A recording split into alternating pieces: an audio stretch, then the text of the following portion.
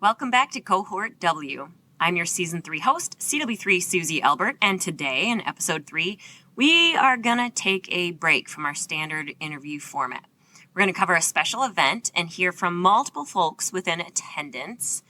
On February 23rd, 2024, we had the soft opening of the Army Warrant Officer History Museum, which is located at the Holman House in Ozark, Alabama. So we'll hear some observations, some reflections, some insights on the museum, and since we as service members and warrant officers are a continual part of history in the making, we will also hear their hopes for their own legacies as Army warrant officers.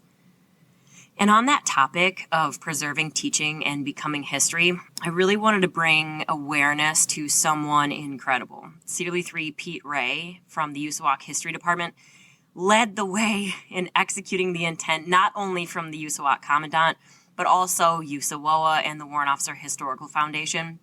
He created much of the layout and was the primary executor of printing articles, printing labels, purchasing paint and tools, and balancing on ladders and designing everything. I saw him sand, paint, resand, repaint, spark drill bits, construct easels, run extension cords, rewire lighting, dress mannequins, and, probably to his dismay, vacuum up hundreds, if not thousands, of ladybugs that had infiltrated the museum. This museum absolutely would not have been possible without the original ideas man himself, Mr. Hank Haken, who we will hear from later in this episode, but also the dedication and absolute tirelessness of CW3 Pete Ray. Also his Red Hot Chili Peppers playlist and the support of his brilliant, lovely, absolutely hilarious wife, Diane, who I hope has received their family flat screen back after we borrowed it for the opening. This night was full of conversation and an energy that was truly impossible for me to capture on tape. I'm so grateful to have had the chance to speak to multiple generations of warrant officers. There are brand new W1s that were in attendance, folks that currently work at USAWOCC, who used to work at USAWOCC, who've never taught at USAWOCC. There were a ton of aviators, folks from all different MOSs, levels of PME, and even former folks from the Air Force, the Marines, the Navy. So it really was just a beautiful collaborative evening. Even though these conversations enriched the event and the evening itself, I couldn't record them all. I did have a chance, however, to capture 5 interviews of moments with CW4 retired Pete McHugh, CW5 retired Pete Hill, CW3 Minika Baldwin, CW3 retired Hank Haken, and CW3 Jeff Thompson. So, enough from me. Let's hear from them. I'm Pete McHugh, retired CW4, U.S. Army Aviation. And you are here tonight at the United States Army Warrant Officer History Museum in Ozark, Alabama. Can you tell me how you became involved with this? Well, my son, who works at the Warrant Officer Career College, told me a few months ago that he was sort of trying to build sort of a place where people could come and learn about warrants. And of course, as a retired warrant, it occurred to me I might have something to contribute to that. And over a period of a month or two, collected some artifacts, which I had told him I had. And eventually we agreed that I'd drive them down here and add them to the museum. And so we spent the last couple of days inserting those things, into appropriate places. And I got really inspired and excited by what the team that was developing the museum, they were really exceptional in pulling together things and expressing the warrant officer story, which is an important story for people to see and hear. Thank you. And I want to point out that CW4 retired Pete McHugh's son is Colonel Kevin McHugh, the current commandant of USAWOCC. So I just want to say that it turned into a lovely family effort, and all of us that were able to come out and help, we're not only honored to see that, but for all of the cool historical artifacts and warrant officer history you brought with us and showed to us. Well, but then I should add to that you can't really understand how proud Kev's mom and I are about, first of all, his success and his career, but also what he's doing to acknowledge warrant officers and their contribution to what the Army has done over the years. Yeah, absolutely. How do you see the museum contributing to a greater understanding and appreciation of both the sacrifices and the achievements of Army warrant officers? I'm not sure warrants think about their role as sacrifices, but warrants are understood. I mean, people don't really know what the Warrant Officer Corps does, who they are, and how much they contribute to the mission. Right. And so having the museum gives the public an opportunity to peek in through a spy hole and see what warrants have done, what they have contributed, and the heroes that they are. Yeah. Can you tell me your favorite artifact that you saw in the museum or that you brought to the museum? There's a lot of good stuff, but if you had to pick your favorite artifact in there, what would it be? Oh, give me a minute to think about that, because, I mean, there are a lot of really interesting, pieces and parts of the history of warrants up there. But if I had to pick something that was particularly memorable, I don't know if it's a uniform item, or it's a piece of equipment, a safety equipment, or a piece of weaponry that's up there. There's just so much that expresses what warrants do across, the bounds of what the Army does, both in the battle space and in peacetime. What do you hope that your legacy as a warrant officer is? I have no aspirations for a legacy for myself. I think the Corps leaves a legacy of service and honor and sacrifice for the Army and the nation. Thank you so much, not only for your time in this interview, but also the last week or so that I have spent constructing the museum with you, and all of the stories that you told, and the D-Day clicker you brought me. And I know that Pete Ray, CW3 Pete Ray, would say the same, that we learned so much history and appreciation of all of, not just the aviation artifacts, but the artifacts that you brought. So thank you so much for being here tonight. Every warrant officer has a multiplicity of tales, some true and some far-fetched. So glad I could contribute to that archive. Yes, sir. Thank you so much.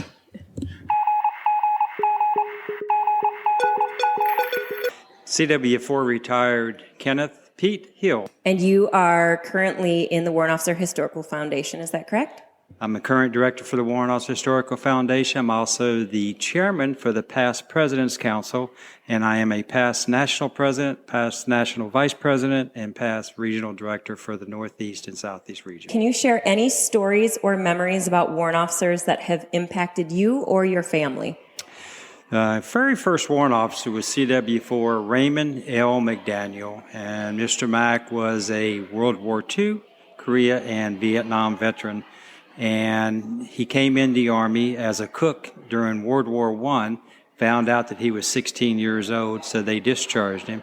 He went back home to Harlan, Kentucky, turned 17, had his brother sign his papers and join him. I first met Mr. Mack in 1974. He was our maintenance technician, and he is the sole reason why I chose the path to become a warrant officer. The knowledge that this man showed, the enthusiasm and the care for the soldiers was unmatched. To this day, I've not met a warrant officer in my field, automotive field, that is more competent and more knowledgeable in the field than he was. And I was very proud of the fact that he took me underneath his wing. And very early on, I expressed my desire to become a warrant officer. And in 1976, he looked at me and he says, "Son, I make warrant officers on Fort Bragg." He said, "You put your packet in and you're going to become a warrant officer." And I said, "Well, that's very nice, Mr. Mack, but I've only got 2 years in the Army." And at that point in time, knowing that had I been appointed, I was going to go to Germany to a tank unit, and they would have eaten my lunch, so to say. So I decided that I appreciate your support. I asked him to write my letter of recommendation long before letters of recommendations were ever needed, because back in the 70s, our packets were about 3 to 4 inches thick when we went. Yes, it was direct appointments. So I kept those packets and I kept in contact with him up until his passing, and I'm still in contact with his daughter.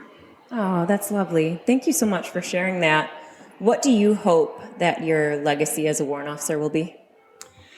Well, I have been very blessed in my warrant officer journey. Having started out, joined the Army in 1974 with no high school whatsoever.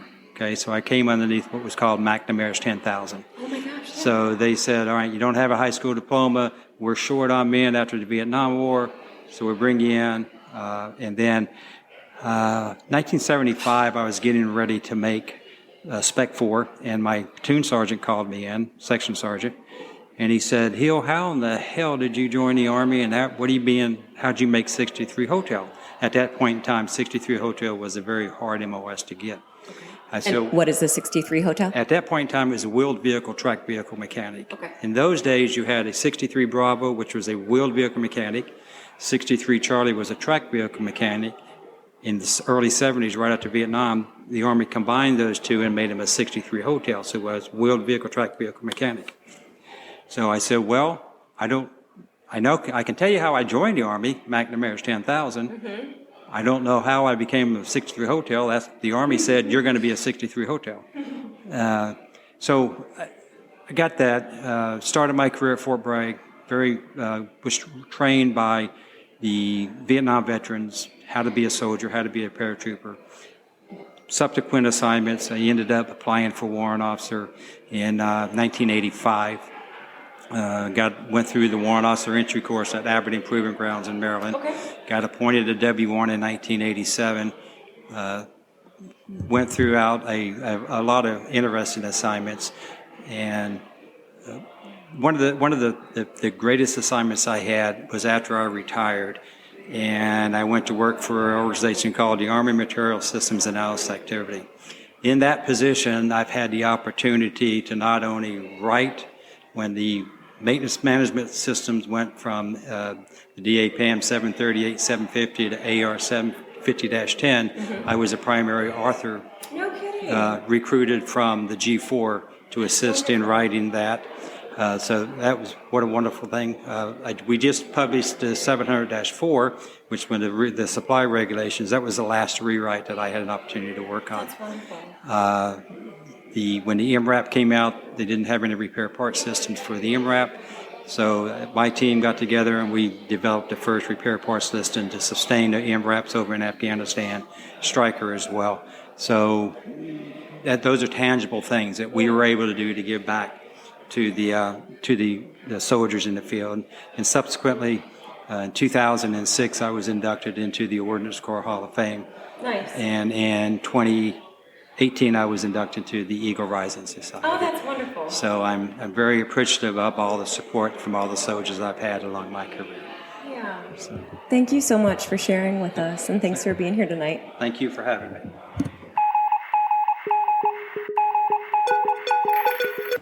I am Chief Warrant Officer 3 Minika Baldwin. And what is your current position at the United States Army Warrant Officer Career College?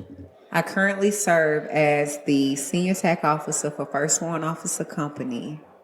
How do you see the museum contributing to a greater understanding and appreciation of the sacrifices and achievements of the Army Warrant Officer? I think when it comes to that question, that the answer lies in the question, that people will see the many sacrifices and achievements of the Warrant Officer Corps. I think that because we're so small, people often overlook what it is that we bring to the force. And although we might be small, we are mighty. If you visit the museum, you'll get the opportunity to witness that for yourself. Thank you, and thank you for being here tonight. Ooh, thank you, ma'am. You look amazing. Thank you. What do you hope that your legacy as an Army warrant officer will be? I think that when people see me, or I would hope that when people see me, they see that I'm firm, but I'm fair. I'm hard, but I'm loving at the same time. I want people to see me for who I genuinely am. I don't want them to think, well, she's not authentic, she doesn't care. I want my legacy to be a legacy built on tough love. I can definitely attest that is how you are known here. Thank you so much for your time tonight. Thank you, ma'am.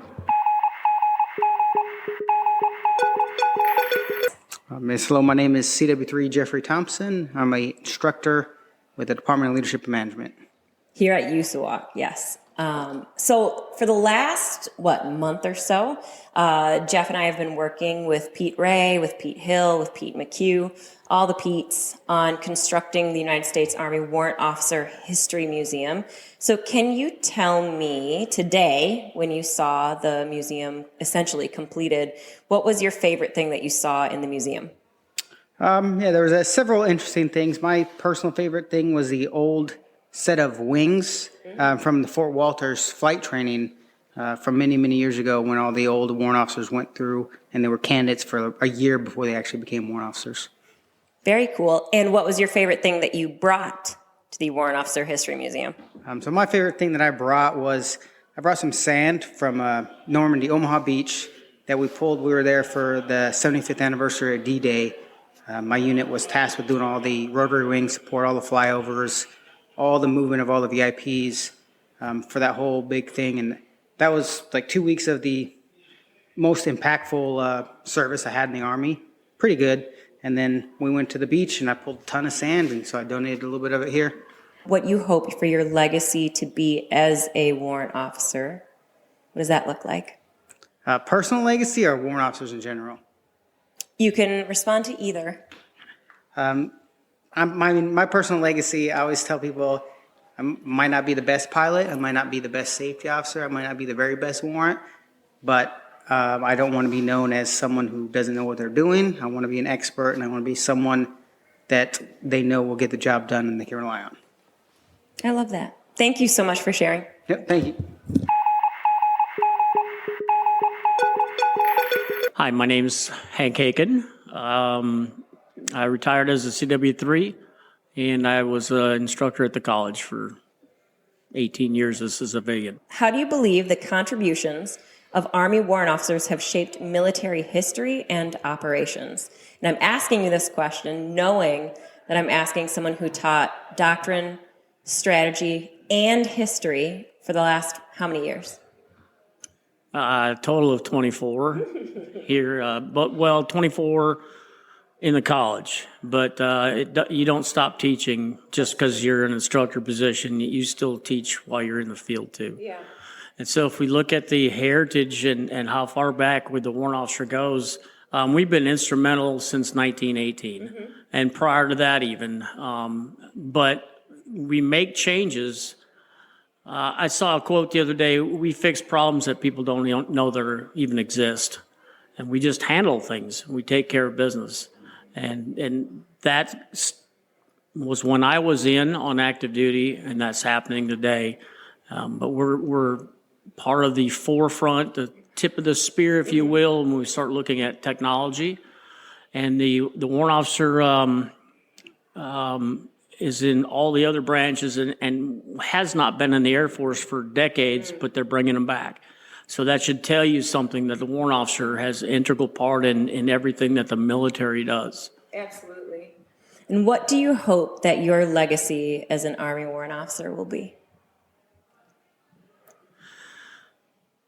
My legacy.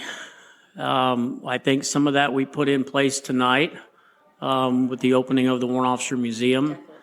I found this stuff in a closet in 2003 in politics to get this in place. and it's finally come to fruition. I want people, if I'm going to leave a legacy, that they are, and we talk about selfless service and we talk about all those grandiose buzzwords, but how can you make the future better? And we do that by doing one-on-one mentorship. And I saw a quote the other day. It said, do something for yourself, and it ends when you are gone. It's no more. But do something for somebody or something else, it's going to live for infinity. It's going to go past that. Thank you. Yes, ma'am. And I want to speak on behalf of Mr. Haken, if I can, for a minute, as a colleague and a former student of his, since he's been teaching at USAWOCC since 1999. And I can say that since 1999, so in the 24 years that he served at USAWOCC specifically, you've touched, hundreds of thousands of warrant officers' lives and brains? So the last number I looked at warrant officer candidates, and this has been a couple of years ago, was 65,000. Wow. Candidates have come through. And so, there's W-5s out there still that are CWOBs. Barry Sled is one of them. Jonathan Hulls in Germany. They're both CWOBs for brigades. Yeah. They were my candidates. And if you're going to leave a legacy, make it a good one. Yeah. Thank you so much for your time and for all of your years of contributions. Yes, ma'am.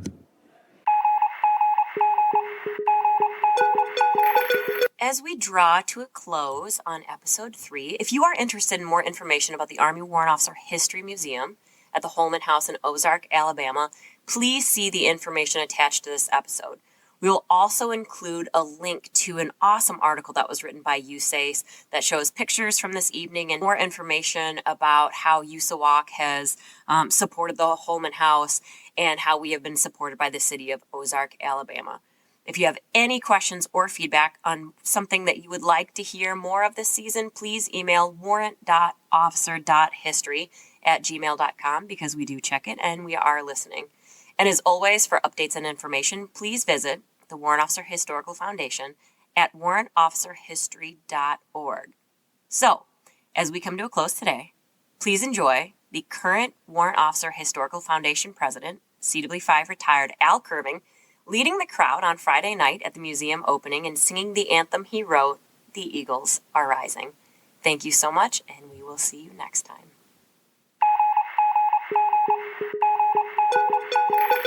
We are the eagles that rise to a challenge, defending our freedom since 1918. Quiet professionals advising commanders, keeping our Army a well-oiled machine. Chiefs set the standard for others to follow. We lead by example, it's part of our creed. We teach and we mentor the next generation to raise up our banner in thought, word, and deed. Hail to the chiefs, the technical experts. We warrant our actions, it's our guarantee. We're leaders in combat, advisors and trainers. The eagles are rising, hail to the chiefs. Chiefs make the caissons roll on for the Army, though draped in old glory, at times they may be. We manage the systems supporting our soldiers, preserving our values that never come free. We'll solve the problems and make it look easy. Don't ask how we do it, it's sheer mystery. Chiefs have a handshake that just makes things happen, a code in our genes that others can't see. Hail to the chiefs, the technical experts. We warrant our actions, it's our guarantee. We're leaders in combat, advisors and trainers. The eagles are rising, hail to the chiefs. Hail to the chiefs, the technical experts. We warrant our actions, it's our guarantee. We're leaders in combat, advisors and trainers. The eagles are rising, hail to the chiefs. The eagles are rising, hail to the chiefs. Nice job, everybody. Nice job.